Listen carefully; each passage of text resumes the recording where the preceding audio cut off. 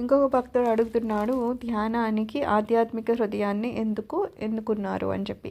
అప్పుడు స్వామివారు ఏమంటున్నారు, చైతన్యము మనకి విశ్వమంతటా చైతన్యం ఉంది, కానీ అది ఎక్కడుందని మనం ఎలా కనుక్కోగలం? ఎక్కడెక్కడ వెతుకుతాం వెళ్ళి మనము?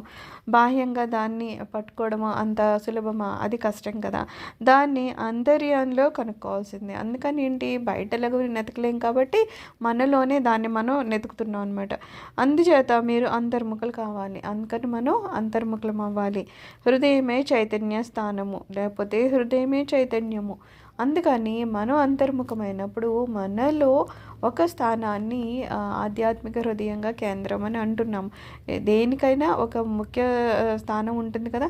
అలాగే మనం కూడా ఆధ్యాత్మిక ఆచరణలు చేయాలన్నా, ఆధ్యాత్మికమైన అనుభవాల్ని పొందాలన్నా, ఆధ్యాత్మికంగా ఆదిపరాశక్తి యొక్క శక్తిని పొందాలి అన్న ఆధ్యాత్మిక హృదయమే మనకి ముఖ్య స్థానం అన్నమాట. అందుకని మనల్ని ఏమంటున్నారు, ఎప్పుడూ ఎరుకుతో ఉండి ఆ ఆధ్యాత్మిక హృదయంలో మనం ధ్యాస పెడితే కనుక ఖచ్చితంగా మనకి ఆత్మసాక్షాత్కారం అవుతుంది. అలా మనం దాన్ని తెలుసుకోగలము. అందుకని మన ధ్యాస ఆధ్యాత్మిక హృదయం మీద పెట్టాలి అంటున్నారు.